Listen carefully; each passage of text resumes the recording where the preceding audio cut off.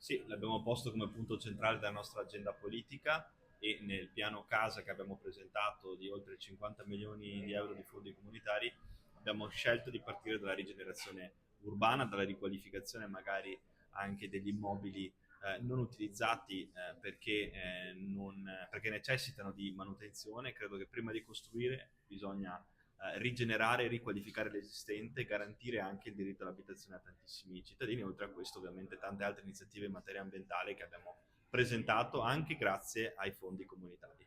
E oggi anche la sua presenza qui segna appunto questo punto di svolta.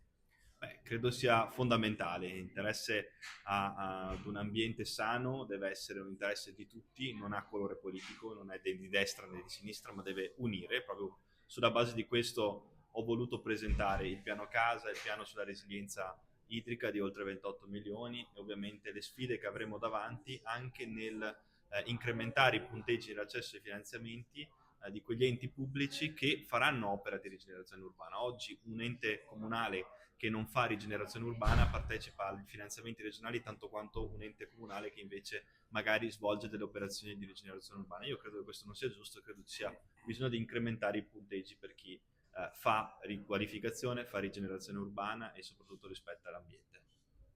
Presidente, parliamo di